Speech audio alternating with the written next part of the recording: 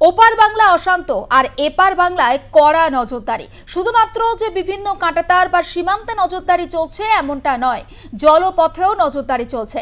উপকূলরক্ষী বাহিনী তারা সকাল থেকেই নজরদারিতে লেগে পড়েছেন এবং আগেও চলছিল, কোথাও গিয়ে কি নজরদারি বাড়ানো হয়েছে। স্পিড বোটের মাধ্যমে দক্ষিণ চব্বিশ পরগনার সুন্দরবন লাগোয়া বঙ্গোপসাগরে যে ভারত বাংলাদেশ আন্তর্জাতিক জল সীমানা রয়েছে সেখানেই নজরদারির ছবি আমরা এই মুহূর্তে আপনাদের সামনে তুলে ধরছি। তবে এই বিষয়ে বিস্তারিত আপনি জানবো, বিশ্বজিৎ নস্কর প্রতিনিধি সরাসরি রয়েছেন। বিশ্বজিৎ,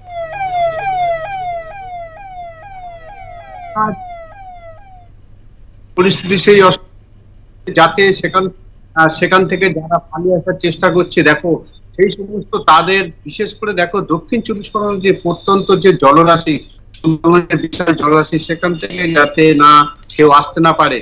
এবং দেখো যেখানে কিন্তু গতকাল যে এনডিআরএফ এর একটি টিম সেখানে তারা আছে এবং তারা বিশেষ ওভারকাম নিয়ে তারা কিন্তু অলরেডি কালকে রাতে পেট্রোলিং যে চেকিং করেছে। যেহেতু দেখো এখন যে ইলিশের সিজন, সেখানে দেখো মৎস্যজীবীরা কিন্তু অলরেডি ভারত বাংলাদেশ যে আন্তর্জাতিক বর্ডার সীমানা তারা কিন্তু অলরেডি ইলিশ মারা হচ্ছে।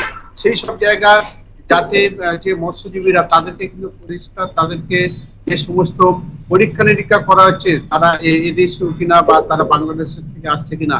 এবং দেখো প্রত্যেকটা উপকূলবর্তী সুন্দরবন উপকূলবর্তী থানা এলাকায় সেখানে কিন্তু যে এফআইবি যে বোটগুলো, বুলেটপ্রুফ, সেই বোটগুলো কিন্তু অলরেডি তারা কিন্তু গতকাল থেকে জলে নেমেছে এবং তারা সারাক্ষণ ধরে কিন্তু এই ভারত বাংলাদেশ যে আন্তর্জাতিক জলসীমা সেগুলো কিন্তু তারা প্রতিনিয়ত খোঁজ খবর শুরু করেছে।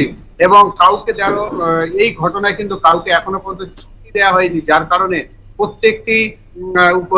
প্রত্যেকটি থানার পুলিশ উপকূলবর্তী এলাকা সেই সমস্ত থানার অলরেডি কিন্তু তারা এফআইবি বোট এবং অন্যান্য বোট নিয়ে, পেট্রোল চালিত বোট নিয়ে তারা কিন্তু অলরেডি এই সুন্দরবনের যে বিস্তৃত যে জলরাশি সেগুলো তারা কিন্তু যে তারা পেট্রোলিং চেকিং শুরু করে দিয়েছে। শুধু তাই নয়, যেমন স্থলপথে চেকিং চলছে তার পাশাপাশি জলপথে কিন্তু তারা একটা জায়গায় চেকিং এরও ব্যবস্থা করেছে, সেখান থেকে যাতে এই বাংলাদেশ থেকে আসা যাওয়ার ব্যাপারটা যেটা রয়েছে সেখানে যাতে প্রত্যেকটা মৎস্যজীবীর যে ট্রলার গুলো সেগুলোকে পুরো চেকিং করা হচ্ছে। একেবারে দেখো যেভাবে অশান্ত পরিবেশ, এই যে বাংলাদেশ একদম বাংলার অর্থাৎ দক্ষিণ চব্বিশ পরগনার গায়ে যে বাংলাদেশে সেই জিনিসটা খানিকটা যেমন দক্ষিণ বাংলার পাশাপাশি দক্ষিণ চব্বিশ পরগনাকে খানিকটা ভাবিয়ে তুলেছে।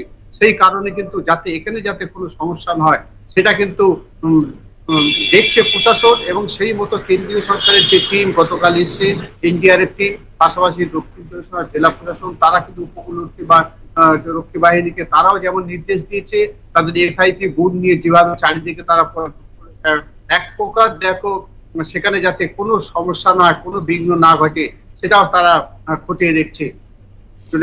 একদম তাই। আপাতত ধন্যবাদ তোমাকে বিশ্বজিৎ। এবং যে ছবি আমরা তুলে ধরেছি দক্ষিণ চব্বিশ পরগনার ছবি আপনাদের সামনে এই মুহূর্তে তুলে ধরেছি, এবং জলপথে যাতে কোনোভাবে অনুপ্রবেশের যে একটা আশঙ্কা করা হচ্ছে সেই আশঙ্কা যাতে সত্যি না হয় সেখানেও কিন্তু কড়া নজরদারি রয়েছে। এবং উপকূলরক্ষী বাহিনী যারা রয়েছেন তারা কিন্তু স্পিড বোটের মাধ্যমে সুন্দরবন লাগোয়া যে সমস্ত জলপথ রয়েছে, অর্থাৎ যেখান থেকে বাংলাদেশ থেকে এদেশে আসা যায় বা আসার সম্ভাবনা রয়েছে সেখানে একেবারে কড়া নজরদারি চলছে। জলপথেও কিন্তু চেকিং এর একটা বন্দোবস্ত করা হয়েছে এবং যে নাকা তল্লাশি চলছে সেই ছবিও আমরা আপনাদের সামনে তুলে ধরছি। যে সমস্ত মৎস্যজীবীরা যারা মাছ ধরতে সমুদ্রে যাচ্ছেন তাদেরকেও কিন্তু তাদের যে ট্রলার রয়েছে সেটাতে যেমন তল্লাশি চালানো হচ্ছে, পাশাপাশি তাদের কাছে বৈধ কাগজপত্র রয়েছে কিনা সেটাও খতিয়ে দেখছেন পুলিশ আধিকারিকরা। এবং ফ্রেজারগঞ্জে উপকূলরক্ষী বাহিনীর আরও আধিকারিক তারা কিন্তু পৌঁছেছেন, অর্থাৎ বঙ্গোপসাগরে যে ভারত বাংলাদেশের আন্তর্জাতিক জল সীমানা রয়েছে সেখানে কড়া নজরদারি রাখা হয়েছে ভারতের তরফে।